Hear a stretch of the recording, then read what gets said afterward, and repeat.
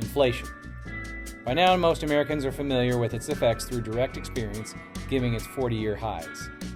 However, it's been there all along, silently stealing our time and leaving us worse off than we were before. Hey y'all, for this week's read, I've got Inflation and You by Waldostackjoiner.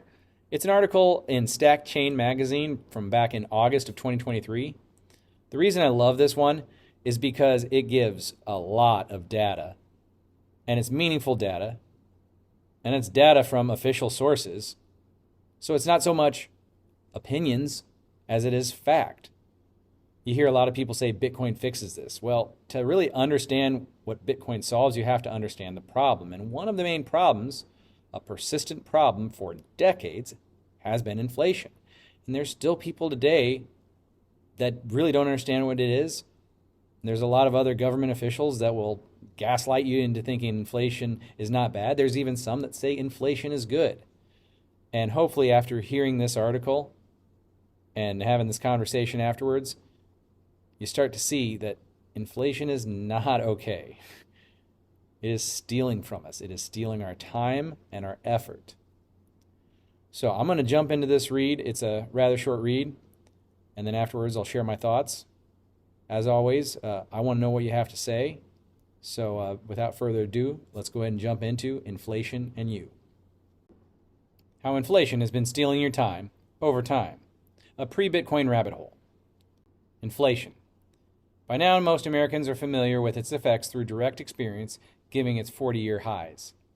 However, it's been there all along, silently stealing our time and leaving us worse off than we were before. A hard money standard, albeit flawed. It wasn't always like this. Before the end of the gold standard in 1971, different income groups experienced similar improvements relative to each other. In other words, income inequality occurred at a much lower rate because the money could not be manipulated in the same way as it can today. And then figure 1, the bottom 90% income and wealth from 1917 to 2012. Figure 1 shows trends over time for both income and wealth. We can see that the shares of income and wealth for the bottom 90% were rising for much of the 20th century. Then, around 1971, income started falling, with wealth lagging behind, but then falling as well. We noticed that if a 3% saving rate were maintained, the share of wealth would be higher for the bottom 90%. But because income was falling, people couldn't keep saving at the same rate. Figure 2, top 1% income, 1913 to 2019. Figure 2 demonstrates that even within the top 1% we hear so much about, for most of this group, only relative minor increases in income were realized. Within this group, however, it was really the top 0.1% and especially the top 0.01% that experienced parabolic gains since the 1970s. Figure 3. Average annual change in mean family income, 1950 to 2010. Finally, Figure 3 shows us that before 1971, year-over-year changes in income benefited all groups, especially the lowest and middle quintiles. This was the period where the middle class in America was built, where a single earner could afford a home, before income inequality and inflation took off in the opposite direction. Starting in the 1970s and especially afterwards, the 1950s to 1960s pattern reversed, leading to slowing and even negative growth. The middle class had been dying ever since. 1971 to present day, the fiat currency era. As these initial charts suggest, things have been getting much worse for the majority of Americans since 1971. When easy money, not tied to a hard money standard, begins to flow, it benefits those at the top, primarily at the expense of everyone else. Those left behind experience a slow, sustained bleed of their labor not keeping up with their expenses. Figure 4, inflation compared to the median earner, 1971 to 2022. Figure 4 presents data from BLS. The medium wages indicator means 50% of all working Americans are below this level. As we can see, Americans at and below the median earner have been falling behind for 50 years on each of these items, ones that are needed for daily living.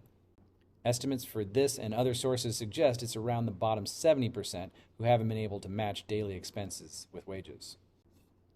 Figure 5, real average annual income growth 1980 to 2014. Figure 5 is a good complement to Figure 2, showing that after accounting for inflation, income growth has been relatively low for the bottom 99% in this time period. Once we dive into the top 1%, we can see the subgroups who have experienced the most growth, a pattern that did not exist before 1971 in the same way. Figure 6, Wage Gap, 2007 to 2023.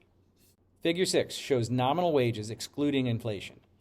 The assumption of only 3.5% growth per year, 2% for official inflation, 1.5% for productivity growth, still falls behind reality.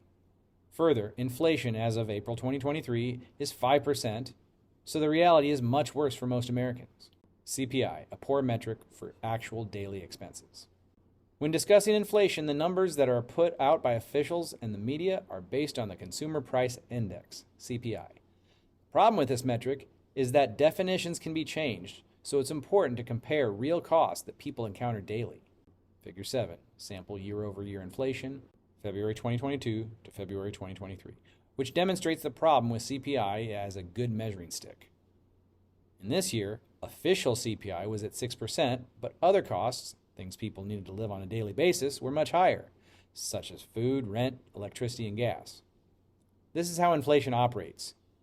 There are official measures, and then there are real, experienced measures that people need to navigate. Welcome to the Bitcoin rabbit hole. The purpose of this article was to demonstrate how inflation operates and how it has changed over time, especially since the U.S. abandoned the gold standard. It's important to note that leaving the gold standard was only possible because of gold's inherent flaws. As the world discusses a return to hard money, and as you may wonder how you will possibly combat inflation if you're in the bottom 90%, especially the bottom 50%, this is the moment for which Bitcoin was built. Whether or not you find that true for yourself depends on whether you are willing to invest the time and energy into learning what Bitcoin is, why it's superior to gold in every way, and most importantly, how over time it will protect your hard work from the hidden theft of inflation. The choice to dive into the Bitcoin rabbit hole is yours, and there is no better time than now. Hey y'all, if you're enjoying this content, please take a moment to like and subscribe. Feel free to share this free Bitcoin education with your friends and family.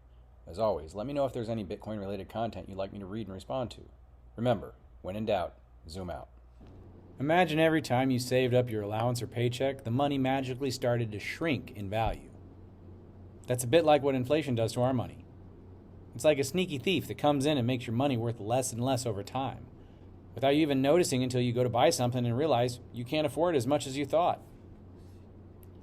Back in the day before 1971, things were a bit different. The United States used something called the gold standard, which meant our money was backed by actual gold. This made it harder for government to just make more money whenever they felt like it, which keeps things a bit more stable. Everyone, whether they made a little bit of money or a lot, saw their wealth grow together. It was a time when working hard could actually get you a decent life, and the gap between rich and everyone else wasn't so huge. But then, in 1971, the U.S. said goodbye to the gold standard, and we entered what's called the fiat currency era. This means our money isn't backed by gold anymore. It's basically backed by trust in the government. This change made it easier for those in charge to create money out of thin air. While this might sound good at first, it has a big downside, namely inflation. Since then, things have been tough for a lot of people. The article talks about how, especially since 1971, the rich have gotten richer, and the rest of us, not so much. Even though some people at the very top have seen their incomes go sky high, the average person has been left behind, struggling to keep up with the cost of living. This situation gets even trickier when we talk about inflation and how it's measured. The government uses something called the Consumer Price Index, CPI, to keep track of inflation. But the problem is, the CPI doesn't always do a great job of showing how prices for everyday things like food, rent, and gas, how they're going up. So even though the official inflation rate might not seem too bad, the reality can feel a lot harsher when you're trying to make ends meet. This is why some people say inflation is like theft. It quietly eats away at the value of your money, making it harder for you to buy what you need. It's especially tough on folks who aren't making a ton of money to begin with. Every year they find themselves a little further behind trying to catch up to the cost of living that's always on the move. In a nutshell, since we stopped using the gold standard and started letting governments print money freely, it's become harder for regular people to keep their heads above water. The rich get richer, and the rest of us face an uphill battle, with our money buying us less and less over time.